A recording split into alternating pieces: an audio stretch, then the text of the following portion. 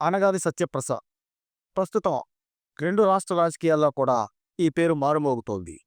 ఎందుకంటే మొదటి నుంచి కూడా అనగాని సత్యప్రసాద్ గారు ఎటువంటి వివాదాలు లేని వ్యక్తి. ఆయన రాజకీయాల నుంచి రాజకీయాలలోకి రాక మునుపే ఆయన రియల్ ఎస్టేట్ రంగంలో ఉన్నాడు. రియల్ ఎస్టేట్ రంగంలో కూడా ఆయన చదువుకున్నది మొత్తం కూడా హైదరాబాద్‌లోని. బీఎస్సీ వరకు కూడా హైదరాబాద్‌లోనే చేయడం జరిగింది. వాళ్ళ తల్లిదండ్రులు కూడా హైదరాబాద్ చుట్టుపక్కలే రియల్ ఎస్టేట్‌లో ఉండి, వాళ్ళ తండ్రి తర్వాత ఆయన వారసత్వం ద్వారా ఈయన కూడా అదే రియల్ ఎస్టేట్ రంగంలో ఉండడం జరిగింది. జనవాడగా వినే గ్రామంలో రంగారెడ్డి జిల్లా శంకరాపల్లి మండలం జనవాడ అనే గ్రామం దగ్గర దాదాపు ఆయనకు 32 ప్లాట్లున్నట్టు ఆయన ఇచ్చిన అఫిడవిట్‌లోనే ఎన్నికల అఫిడవిట్‌లోనే ఆయన ఇవ్వడం జరిగింది. ఇదే గ్రామంలో, ఇదే చుట్టుపక్కల చాలామందికి కాంగ్రెస్ కావచ్చు, లేదా బీఆర్ఎస్ కావచ్చు, వేరే వేరే పార్టీ వాళ్ళు కావచ్చు, ప్రతి ఒక్కరికి కూడా ఈ చుట్టుపక్కల గెస్ట్ హౌస్‌లున్నాయని, ఫార్మ్ హౌస్‌లున్నాయని ప్రతి ఒక్కరికి తెలుసు. అది చాలా కాస్ట్‌లీ ఏరియా. ఆ ఏరియాలో ఈయనకి 32 ప్లాట్లున్నట్టు ఎన్నికల అఫిడవిట్‌లోనే ప్రకటించా. ఆయన మొదటి నుంచి కూడా రియల్ ఎస్టేట్ రంగంలో ఉన్నారు. రియల్ ఎస్టేట్ రంగంలో ఉన్నప్పుడు చిన్న చిన్న సమస్యలనేది రావడం చాలా కామన్ విషయం. ఎందుకంటే లేదా మీ స్థలం మేము ఆక్రమించుకున్నామని, మా స్థలం మీరు ఆక్రమించుకున్నారని, లేదంటే ఒక గజం అటు అయిందని, ఒక గజం ఇటు అయిందనేది తెలిసిన విషయం ప్రతి ఒక్కరికి కూడా. ఎందుకంటే ఇప్పుడు చెప్పాలి అనుకుంటే పోలవరం విషయంలో కూడా మా ముంపు ప్రాంతాలు కలపమని, వాళ్ళు ఇవ్వనని చివరికి కేంద్రం కలపడం జరిగింది. అలాగా కొన్ని కొన్ని సమస్యలుంటాయి. 2 రాష్ట్రాల మధ్య సమస్యలున్నప్పుడు, ఇద్దరు వ్యక్తుల మధ్య, 2 స్థలాల మధ్య సమస్య అనేది పెద్ద విషయమే కాదు. కానీ ఎవరో కావాలని కుట్ర పన్నినట్టు ఏదో దాదాపు అఫీషియల్‌గా తెలంగాణ రాష్ట్ర గవర్నమెంట్ అఫీషియల్‌గా ఏదో అఫిడవిట్ మన ఆంధ్రప్రదేశ్ గవర్నమెంట్‌కి ఇచ్చినట్టు, కంప్లెయింటే ఇచ్చినట్టు ఈయన మీద కొన్ని పత్రికలు రాయడం జరిగింది. ఖచ్చితంగా చెప్తున్నాం. ఇదైతే మాత్రం అనగాని సత్యప్రసాద్ గారి మీద కేవలం కుట్రపూరితంగా చేస్తున్న చర్యలుగానే తెలుస్తోంది నాకు. ఎందుకంటే 2009 నుండి కూడా ఆయన తెలుగుదేశం పార్టీలో ఎమ్మెల్యేగా నిలబడ్డారు 2009లో.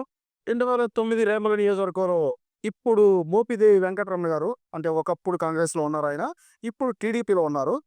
ఆయన మీద ఓడిపోవడం జరిగింది. అది కూడా స్వల్ప మెజారిటీ కేవలం 5,000 మెజారిటీ ఓడిపోవడం.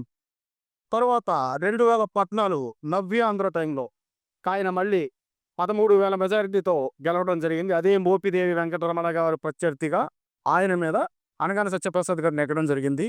మళ్ళీ 2019 వైసీపీకి విపరీతమైన గాలి, విపరీతమైన భూమున్న టైంలో కూడా అదే మెజారిటీని నిలబెట్టుకొని, అదే రేపల్ల నియోజకవర్గం నుంచి ప్రజల మన్ననలను చూరగొని గెలవడం జరిగింది. నిజంగా ఆ రోజు వైసీపీకి 151 సీట్లు వచ్చిన రోజు మహామహులే ఓడిపోయారు. కేవలం ప్రజలలో నమ్మకాన్ని నిలబెట్టుకున్న నాయకులు మాత్రమే గెలవగలిగారు. అటువంటి గొప్ప నాయకుడు అనగాని సత్యప్రసాద్.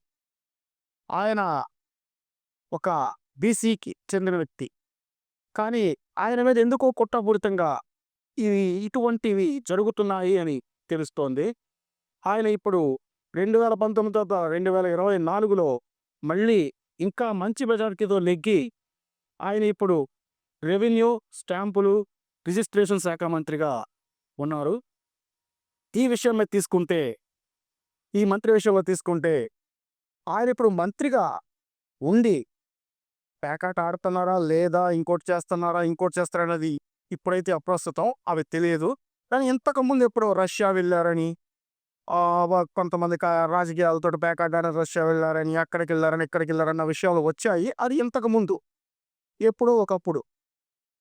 కావాలని ఆ విషయాలన్నిటిని కూడా కూడబలుక్కుని హైదరాబాద్ ఆయన మినిస్టర్‌గా ఉన్నా కూడా హైదరాబాద్‌లోనే మకాం వేసి వారానికి 3 రోజులు హైదరాబాద్‌లోనే ఉంటూ హైదరాబాద్‌లో పేకాటలాడుతున్నారని లేనిపోని విషయాలన్నీ కల్పిత గాథల్లాగా కొంతమంది చెప్తున్నారు. ఖచ్చితంగా నాకు తెలిసినంత వరకు ఒక మినిస్టర్‌గా ఉండి ఆయన హైదరాబాద్‌లో 3 రోజులు ఉండటం అనేది జరగని పని. ఎందుకంటే ఒక మినిస్టర్ ఏం చేయాలి? రాష్ట్రాన్ని బాగు చేయడం కోసం, రాష్ట్రంలో ఉండడం కోసం, రాష్ట్ర ప్రజల కోసం కష్టపడాలి. ఖచ్చితంగా చంద్రబాబు గారు ఇటువంటి పనులు జరిగితే గనక చంద్రబాబు అనే వ్యక్తి ఖచ్చితంగా ఊరుకునే వ్యక్తి కాదు. ప్రజలకు అందుబాటులో ఉండాలి, ప్రజలతో ఉండాలని ఎప్పుడూ చెప్తూ ఉండే వ్యక్తి. ఎప్పుడూ కూడా ఎమ్మెల్యేలను సైతం మానిటర్ చేసే వ్యక్తి ఒక మినిస్టర్ ఏం చేస్తున్నాడో మానిటర్ చేయరా? ఖచ్చితంగా చేస్తాడు. ఇవన్నీ కేవలం కల్పితాలు మాత్రమే. ఆయనకేదన్నా రియల్ ఎస్టేట్‌తో పనుండొచ్చు.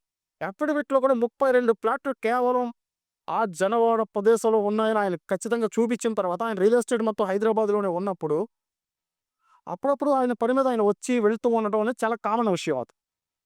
దానినే సాకుగా చూపి, ఆ ఏరియా జనగాం ప్లేస్‌లో ఉన్న చోట కొంతమంది కాంగ్రెస్‌కి చెందిన వ్యక్తులకు ఫ్లాట్లు ఉండటంతో, ఆ ఫ్లాట్ల విషయంలో వివాదం రావడంతో, కాంగ్రెస్ అధికారంలో ఉండటంతో వాళ్ళు వాళ్ళ పత్రికల ద్వారానో, లేక వేరే వేరే రకంగానో ఈ విషయాన్ని, ఈ విషయాన్ని గోటితో పోయేదాన్ని గొడ్డలి దాకా తెచ్చినట్టు, చిన్న చిలికి చిలికి గాలివాన అయ్యేటట్టు కావాలని అనగాని సత్యప్రసాద్ గారి మీద ఇటువంటి అబండాలు వేసి ఆయన ఇమేజ్‌ని డ్యామేజ్ చేసే విధంగా చేస్తున్నారని తెలుస్తోంది.